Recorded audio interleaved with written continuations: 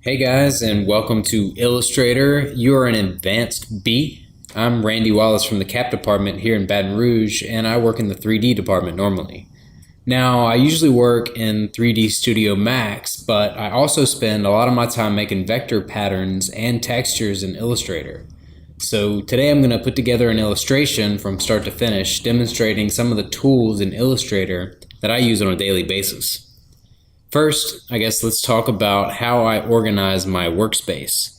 By default, if you look at your palettes, like your gradient, your strokes, swatches, they're all collapsed. But at the top right-hand corner here, you'll see a drop-down menu that you can click on. And you can click it and say Show Options, and it'll actually give you a more fleshed out menu to work with gradients. Or, let's see, Show Options on the stroke. You get your cap shapes, corner shapes, the different arrowheads, and your stroke profiles. So as far as the palettes that I like to keep visible at all times, first I like to keep all my color palettes up at the top. So I have my swatches palette, my color rollout that has a lot more, is a larger picker, as well as my gradients. And then under there, I guess the next most important thing to me is going to be strokes for those contour lines. And like in Photoshop, I like to keep the right hand side my layers palette, just so I can push things back or forward in hierarchy. And the transparency palette above that has all your blend modes, like multiply up here, luminosity, overlay, as well as opacity.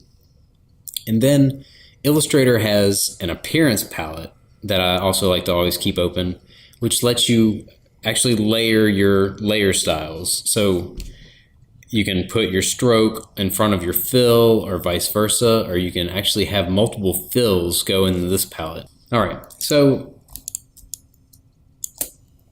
let's go to our artboards. So I have two artboards happening. Let's go to the first one.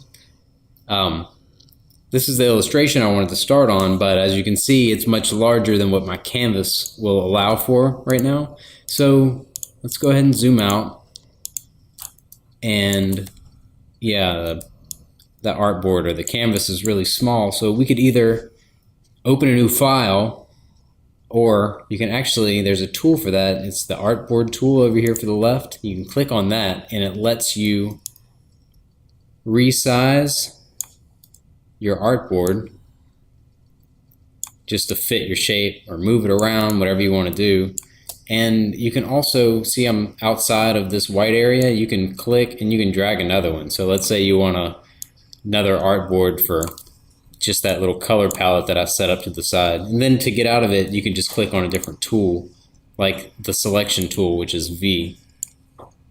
All right, now that we have our artboard set up, let's start making our shapes. Go into our layers palette.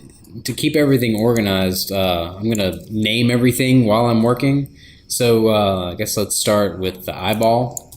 I'm gonna make a circle, so I'll hit the L tool and I'll try to click somewhere in the middle and hold Alt and Shift so that it uniformly makes a circle from that center point. Let's kind of fit it to that contour line that I already made. So I'm going to turn off the fill so I can see what's behind it, and let's name this eyeball.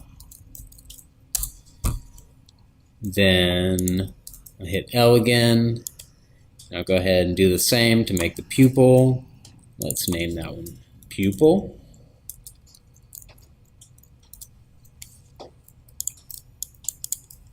So now go ahead and make the fin, the back dorsal fin.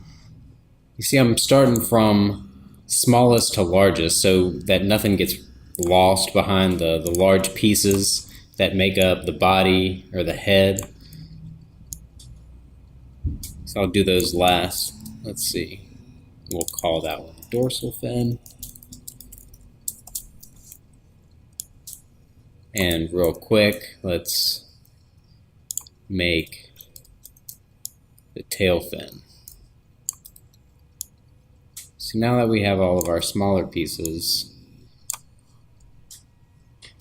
by the magic of video, I'm gonna let the rest of it just kind of appear. Let's see, let's change that color. There's the side fin, there's the body, and lastly the head. So now that we have our fish, which the rest of it magically appeared, of course, we'll go ahead and just put down some base colors just to make sure that the color combination that I'm using is where I wanted to go with the final outcome of this. So I'll just make this a red, then I'll click on the body and make it just let's try a little bit darker of a red.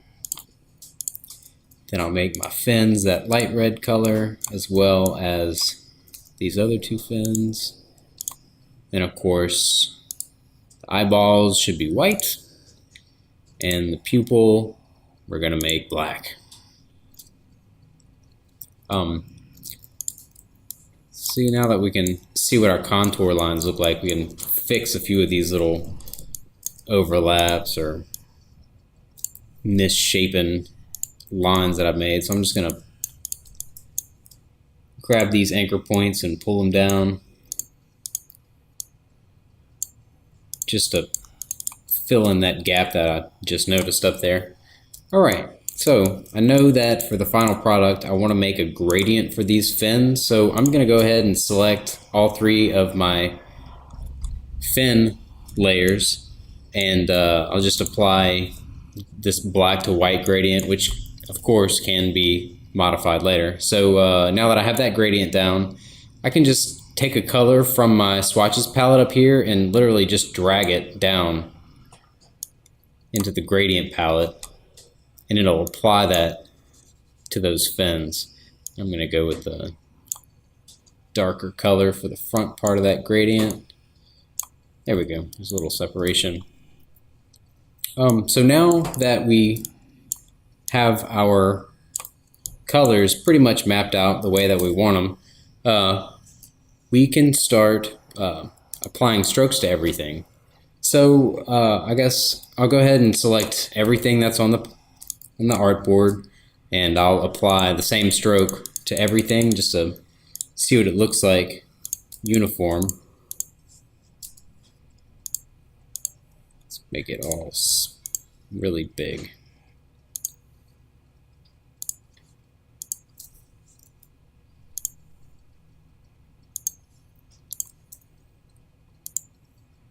So I'm just clicking on the shape and then clicking off here to the stroke weight, making everything 16.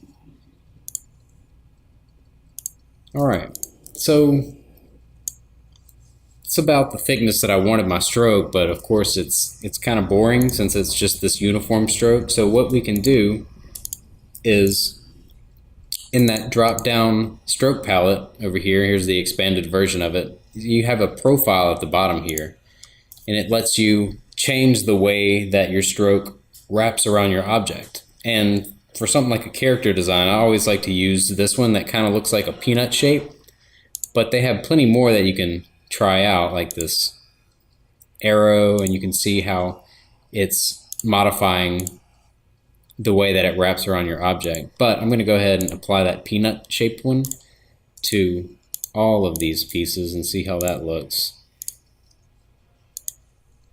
It normally helps to add a little bit of a more natural feel to have the different sized and different shaped strokes as opposed to the fully uniform strokes. Let's do it to the eyeball. So there we go. And if we want, we can even turn this, and it kind of looks like it's pointing his eye in a certain direction, like if he's looking in a certain direction.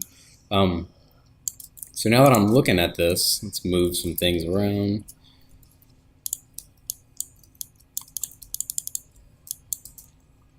Make it to where these aren't overlapping quite so much. I'll change, you see how we have this point right here? I'm going to change that to a rounded joint right there. It's a rounded corner, so that kind of softens that edge. You can do that with all of them. Let's see, let's try it with this one. Make the head a tiny bit bigger. Make this a little bit smaller. There we go. So I'm not really happy at the way that the fin came out with the stroke profile. I think I would like it to look a little bit more like a drop shadow instead of a stroke. So I'm just going to take the stroke off completely. And I'm going to match this contour for this side of it just with the pen tool. So let's zoom in. You can hold shift and click right on your old anchor points and it won't delete them or modify those in any way. And I'm just going to try to match this as closely as possible.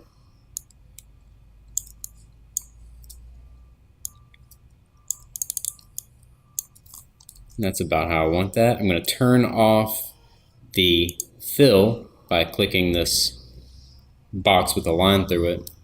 I'm going to click on the stroke, and let's add the same black stroke that I have everything else to that, make it larger.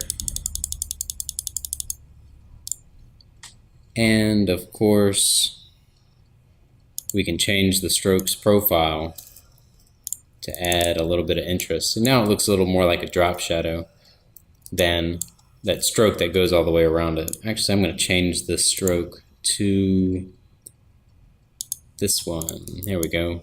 That one makes it thicker at the bottom and much smaller at the 2 points. So now that we have our colors and our gradients pretty much mapped out, guess we can have a look at the fish's texture. Because last time I remember, these things have scales, and Illustrator has a really easy tool of making those scales. So again, I'm going to go ahead and hit L so that I can make a circle shape. Let's zoom back in. I lost myself in the outside of the canvas. Let's make this a little bit smaller. This is going to be the size scale that I want to fit on the fish's face. So we can make it a little bit smaller like that. Alright, so now that we have the size we want, I'm going to take off this stroke also. And let's add a gradient to it. Not to the stroke. Let's turn that off. Let's go back to the fill button up here, and then I'm going to add that gradient that I have to the fins to this scale. Then you can literally just take the scale and drag it into your swatches palette right here, and you can apply it like any other color. So I'm going to click on the head and then click on our new scale texture. Of course, those polka dots don't look much like a scale, of course, but what you can do is come up to where your new swatch is and double click that, and you'll come into this other palette. What this does is allow you to modify the way that your object repeats itself. So we can switch this grid pattern to a brick pattern, or brick by column, that's a vertical brick, or hex by column, which creates a hexagon around your object, and it puts that same shape in all four corners or all sides of that hexagon. But what I want to do with this is just the normal, let's do a brick by column, and right under that type of repetition that you can see, you have your brick offset, and you can say how far you want those things to offset. So there's plenty of customizable options. Then, since it's still kind of spaced way too far out, you can go into this width text field, and you can either use your arrow keys. Right now I'm hitting the down button to pull them all in tighter, and that's just pulling in the width. And you can do the same thing with the height, or you can lock or constrain those two proportions, and you can make them proportionately grow or shrink or become further or closer to each other. So let's try this hex to make things a little more chaotic. And right under the width and height, you can look at this overlap. You can either make it overlap from left in front to the right behind, or right in front to the left behind, which is the way that I want to do it. Since our fish is facing towards the right, I want the top scales to be on the right. So I guess let's go ahead and double click, or we can hit this done button up here, and we can have a look to see what that looks like on the fish. So, all right, we have a pattern. The sizing is pretty correct to what I want it to look like, but there's not a whole lot of contrast between the individual scales. So I'm going to come back in here and select the object, the original object that we made. Click on stroke. And I'm just going to add a stroke to that, and that'll separate them. And then let's change the stroke profile so it's not as boring and uniform. Make it a little bit smaller than that. That's bigger, there's smaller. And we can click the done button here at the top left and back out to look at what our fish looks like with large, very prominent scales. I'm gonna reduce that stroke just a little bit more. I gotta select my object. Actually, what it did was it outlined my stroke, so I'm gonna have to reapply that. So I'm gonna click on that stroke. I'm gonna delete the stroke, reselect my object. Then I just have to reapply a stroke. And I'll apply the stroke profile. Make my stroke just a little bit bigger. Actually, let's stick with 1. Then I'll click the done button up here at the top left, and I'm happy with that. So now that we have this circular scale pattern for the face, I know the bigger fish like to have larger and scarier looking scales for the sides of its body. So I'm going to still start out with, I can start with the same circle and just modify it a little bit. Let's pull it out. I'm going to make that a pointy end. So I'm going to hit the P tool for pen and alt click to knock off the anchor or the handles on there. And then I'm going to select those 2 anchor points on the top and the bottom and just push those back just to make it a little bit sharper of a teardrop shape. And do the same thing. You can just select that object and drag it into your color, your swatches palette up top. And then I'll select the fish's body and apply that swatch. It did it to the stroke again. I'm going to select the fill and apply that swatch. And of course, it's way too spaced apart. So I'm going to double click it and we can pull them in some. But first, since it was really small on the fish itself, we can make that larger. And you can do that right from this palette. And again, since our fish is facing right, I want the scales to run down its back. So I'm going to click this right in front button. And then I'm going to click the done at the top left-hand corner up here to see how that size looks. And I think that size is going to be okay. Let's go back into it and space them out a little bit. I'll go ahead and add the stroke now also so that we can see the separation right here. So click for the stroke, make the stroke a little bit larger. Let's change the profile. So I'm going to undo this constrain, and I'm also going to change this to the hex by column just to make it a little more chaotic instead of those perfect lines of a brick pattern. Then I'm going to grab the height, and I'm just going to hit the arrow key up to spread those out. Not so far that they don't touch anymore. All right, let's pull these in some, and then I can spread them out height-wise some more. Now Let's hit the done button and have a look at what that looks like. Alright, so I'm pretty happy with the size and everything. Actually, I think I want to make them a little bit larger. So we can just come in there. Then, since I like the spacing that we had, I'll reconstrain these. Push them out from each other. So, I'm going to hit done at the top. So if you look, I could probably use a little more detail in the way that those scales look.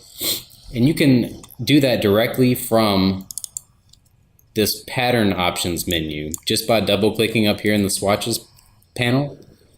You can double click that and it pulls up this thing, and if I want to add more detail, I can add more objects into this shape. So for example, I just hit L so we can make a circle, and you can plot out a circle that will also be repeated across all the shapes.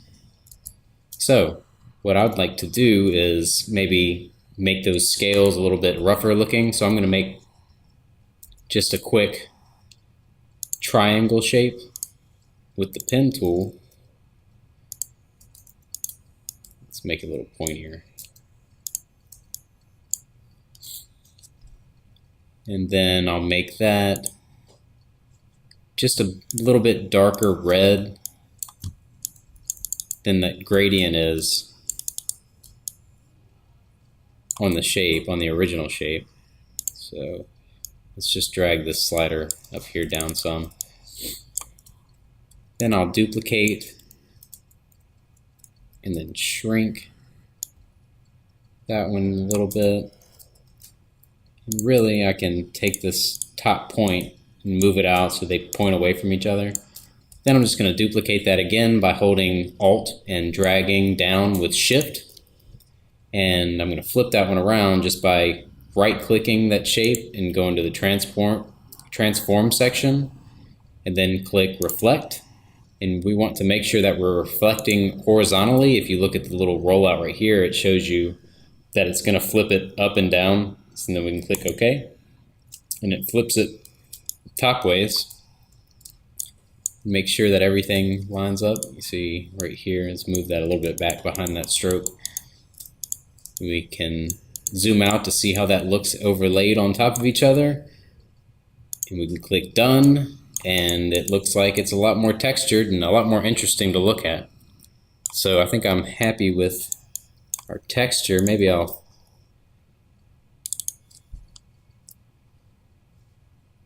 increase the size of that stroke. Make sure that it's a true black instead of the screen black that Illustrator likes to apply. Alright, so now I'll click Done. That's much better.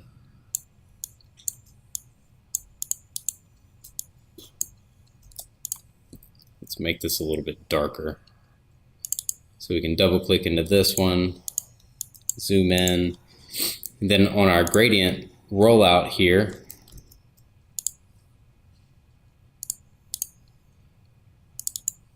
we can just click on or double click on that swatch and drag it down to make it darker.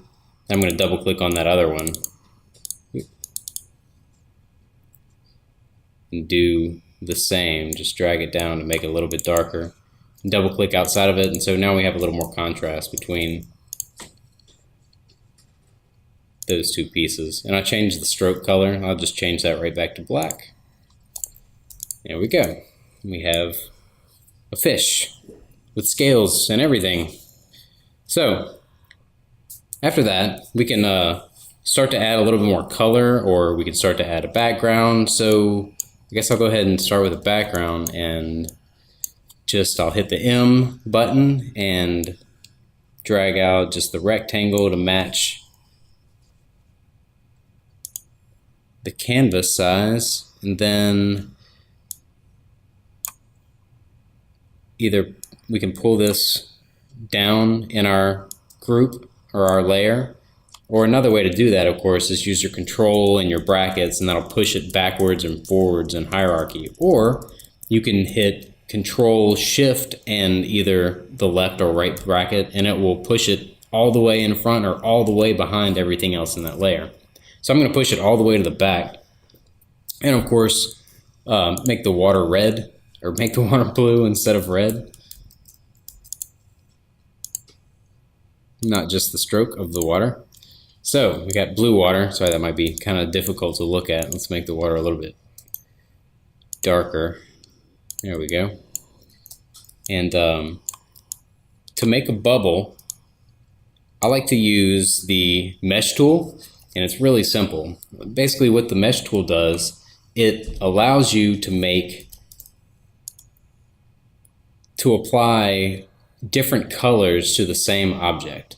So it's one way to make something spherical, or to make a contour. Like if we were to round out this fish shape, we can make it to where the bottom is darker and the top is lighter, so that it looks like there's a real rounded cylindrical contour to it. So the way to use the mesh tool is you can either hit U, or it's right here. It looks like a distorted grid. And then what you do is, see, we have our circle selected right here. You can just click where you want your highlight to go in the circle, and it'll round out the shape.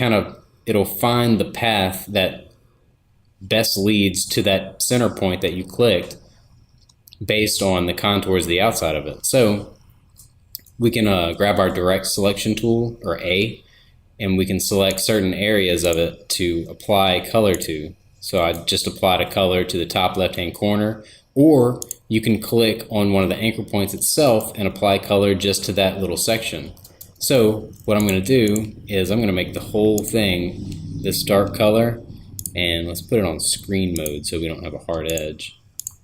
And then I'm going to select this anchor point at the bottom and make this that lighter blue color. And then I'm going to select this other anchor point where the other highlight should be, and I'll apply that other lighter blue color to it, and see, now we have something that looks somewhat like a bubble. It's kind of cartoony, but I think it works.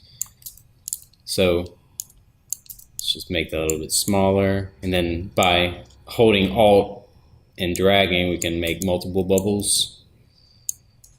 And of course, they're a little bit transparent due to that blending mode change that we did. We made them all in screen, so they kind of play off of each other, so they look somewhat transparent, a little bit more realistic. All right, besides bubbles, we can also use them for fills on top of our layers like this. So let's say, okay, if I want to add shading to these scales, I'm going to duplicate this layer by holding Alt and dragging up. So now I have a duplicate scale layer on top of our other scale layer, and see, I can apply a color to it. All right, so I'm going to apply a dark color to it, and I can hit U or hit this mesh tool button over here, and let's try to find a method of rounding out this body. So I'm kind of clicking, and then I'll Control Z to see how that conforms to the shape of the fish. So I think this is a pretty good location to make a highlight, and then I'll click down here to make a little bit of a shadow. Then if I click directly on this line, it won't add another perpendicular line, but it'll make another cross section between, there it is, between those two horizontal lines that I created. All right, so now what we can do is, along this top section, we want a highlight, right? So let's make that a little bit lighter red than the rest of it. And actually, I want it to be a little bit lighter red than that. So let's try to drag up here in the color palette and get something that's a little more desaturated, so like that. And then, okay, let's make this quadrant, or this section, and this section next to it, and the section next to that. So all three of these squares right here, I'm going to make them, let's see, I'm going to make them that full colored red. So now we have a light, we have a highlight, and then we have the full saturated color.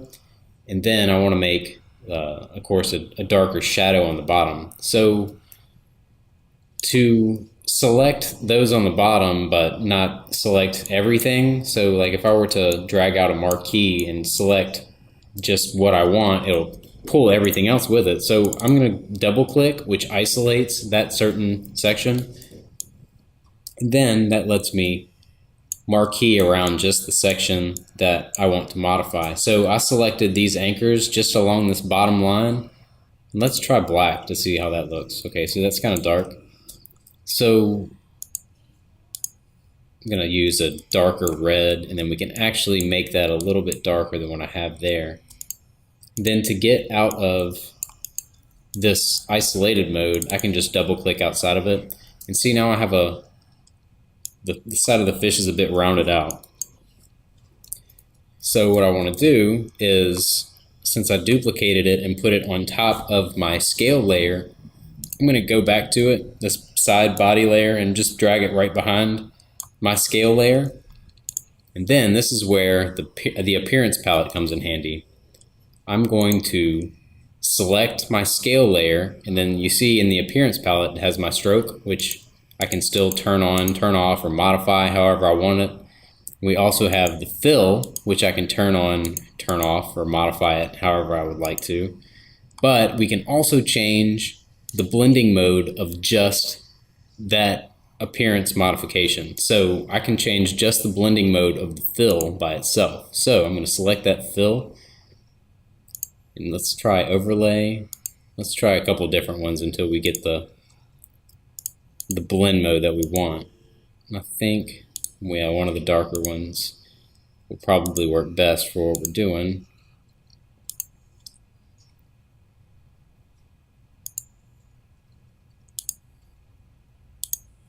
So I think multiply worked about how we wanted it. Just kind of gives a subtle bit of highlight. Or we can try to maybe put, let's try to rearrange those. Let's put the scales on top of the side panel, or the side panel on top of the scales. Let's change the scales back to normal. Okay, now we have the body, and we can select our meshed body and put that one in. Let's try multiply. Let's go through all the popular ones. I think multiply still gives me the most definition that I want. So let's leave it like that. All right, so now that's the mesh tool. So you can make, basically it allows you to make a gradient across the contour of an odd shape and not just something like a cylinder, square, or circle. So after the mesh tool, one of the other ones that I use quite a bit is going to be the blend tool. And what the blend tool allows you to do is blend one shape or color into another shape or color. So for example, we can blend these two shapes together. If we were to select this one and this one, it would give us a shape that would go in between these two, or kind of like an average. So let's grab the blend tool just real quick, for example. Or you can hit W, or it's this one over here that looks like a square turned into a circle. You can click one and then shift click the other, and it will drag out, or it'll produce several other ones that are shapes in between these two shapes. And now after you already have applied the blend tool, you can still modify each of those individual shapes. So let's just drag this anchor down, and it changes the way that all of the in-between shapes look. Or you can also increase the size of your shape, and of course you can change the position of it, just depending on what kind of pattern in between two shapes that you're wanting to repeat. So, or like I said, color. So this will go from white to that red. So what I want to use this on in the fish is to make some uniform scales or some uniform spines to go in the fish's fins. So let's start out with the side fin right here, and I'm just going to make a teardrop type shape, just something that kind of conforms to that shape, or to the fin shape. And I'm gonna make that yellow color, and I'm gonna turn off the strobe just so we can have some contrast and see how that looks. So I'm gonna hold Alt and duplicate that shape and just drag it straight down, and grab my blend tool, which is over here, or I can hit W and click on one and then click on another one, and it creates that in-between shape. So now that they're down, this doesn't exactly follow any kind of line. So let's rotate this one a little bit and get it into position. See, it's kind of changing the way that my shape looks. Let's reduce the scale some.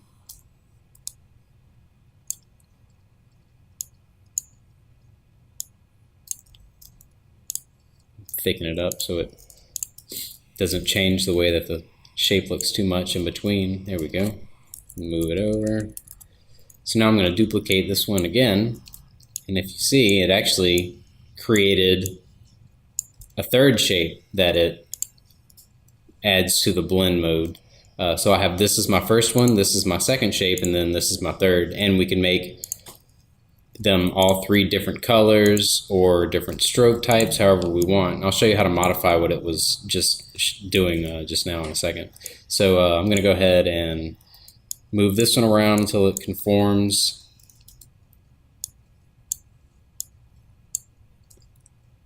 to that side fin also. Alright, and so now that I have it, see this path right here? That's the path that the blend mode follows. So now that I have this path kind of the way that I want it, and it conforms to that side fin the way that I want it, we can change the steps that it creates in between. So let's change the color so we can see what I'm modifying here. I'm going to make the two outer colors darker than that center color. So now we have the yellow in the center. So what we can do is select our whole new shape, which is the whole blend output, and then over here we can double click the blend tool and it pulls up this blend options menu. Let's click preview so we can see what we're doing in real time. So the reason that it's making this gradated color between all three pieces is because in the spacing it's set at smooth color, but let's put that to specific steps, and you see it's at 152. So I'm gonna just type in 1 and hit tab so we can see the change, and that's what one step in between each of those three layers would look like. But we can just click in this text field right here and hit our arrow keys up and down, and we can increase or decrease the number of steps that we have to as many or as few as we want. So I'm just going to put 2 steps in between, so we have 1, 1, 2, then 1, 1, 2, and then our final shape, and click OK. And zoom out, and now we have a little bit more colorful of a fish. So I'm going to change this color to yellow. Let's see what this one looks like at the brighter red. I'm going to change the exterior one to yellow also. Let's make this one kind of an orangey color. So it's a little bit bright, a little more tropical. Let's select the whole thing, and I'll reduce the width of it so it all fits in there nicely.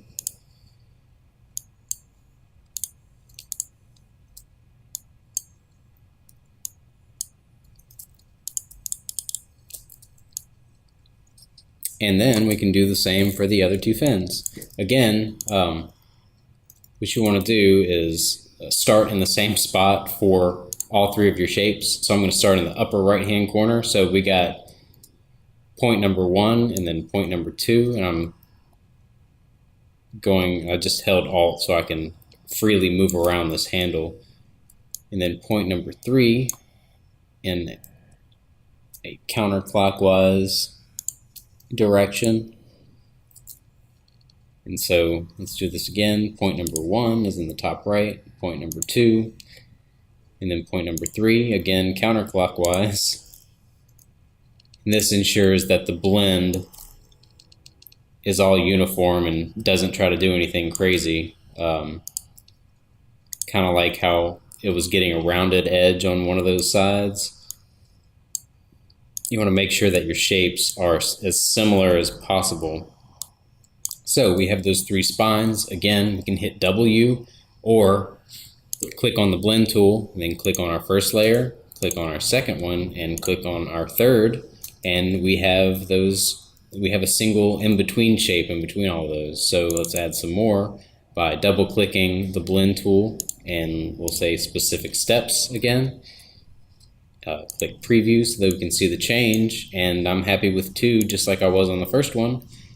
And again, let's go ahead and change our colors so it contrasts, or so we have that nice variation like in the other one. And so I'll make that one red, and then the 2 extremities, I'll make this orange color, which just adds to our tropical fish. And the last shape, or the last section that we need to blend some shapes together, is in this top corner. So again, I'm going to make these 2 shapes, and W for the blend tool, and click both of those shapes. And then now you see it kind of travels straight across that line, and that'd be fine if the dorsal fin was in a straight line, but we would like to manipulate the way that this path that it creates moves. So what you can do is grab your pen tool or hit the P key, and you can click wherever you want on that path to create a new anchor point. So you see we can create 2 new anchor points, and then we can bend the blend path however we want it. So let's take that and kind of conform that to the path of the dorsal fin. Let's change the shape up a little bit. There we go. And I think I'm happy with the way that path looks. So again, let's move it back some. There we go. So again, we can change the color by selecting each of those shapes individually. Let's make sure our blend options are correct. All right, yeah. Specific steps, preview. Let's see how that looks. Yeah, let's keep it at 9, looks fine. And then I'm going to select the first one, change the fill color of that. It has a blue stroke. Let's turn that off. All right. Then I'm going to select the back one and change the fill color to, let's try that darker red maybe. There's still a fill on that one, or a stroke on that one. Let's turn that off. There we go. Let's change this to that orange, just like all the other ones. It's the stroke. So now we got some variation between all of our pieces. But all in all, that's really all the tools that I like to use normally in Illustrator. So we went over the mesh tool, which is what creates this caged line that makes the contour of the side of the fish. We went over the pattern tool, which shows you how to make and modify the patterns like this. We kind of talked about the strokes a little bit, and the different stroke profiles, and we talked about the blend tool, which is how we made these repeating patterns that are uniformly repeating instead of having to draw them all out manually. I guess that's really it. So if we have any questions, I'll leave it open.